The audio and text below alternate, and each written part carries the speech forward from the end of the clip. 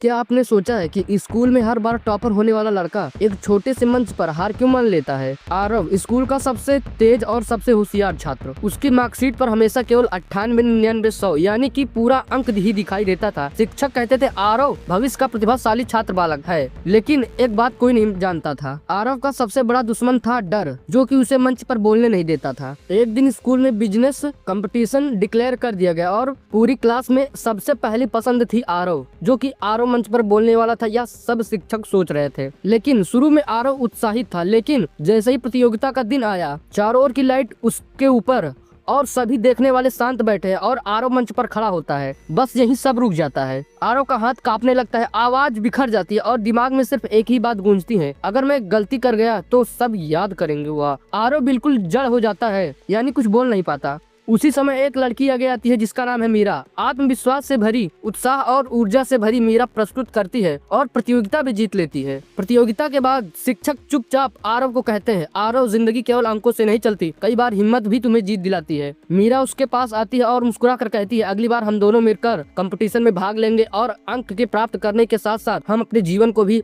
इसी प्रकार से आगे बढ़ाएंगे। मेरा आत्मविश्वास बराबर जीत पक्की। और आरव को तब समझ आता है कि शिक्षा केवल किताबों से नहीं, जीवन से भी मिलती है और उसकी असली यात्रा अब शुरू हुई, डर को हराने की और खुद को नया बनाने की। अगर आप भी आरव की तरह कभी डर की वजह से पीछे हटे तो कमेंट में हाल लिखकर बताइएगा। और अगर आपको यह कहानी अच्छी लगी तो चैनल को भी तुरंत सब्सक्राइब करिएगा। और मैं आप लोग को ये बता देना चाहता हूँ कि इस कहानी को बनाने का उद्देश्य केवल इतना ही था कि आप लोग अपने अंदर के डर को जड़ से मिटा दीजिए। जिस प्रकार आरव ने अब ठान लिया है कि अब वह कभी भी डर से भागेगा नहीं, बल्कि उसका सामना करेगा। तो चलिए बाय बाय, लेकिन जाने से पहले चैनल को सब्सक्राइब जरूर करिएगा आप लोग।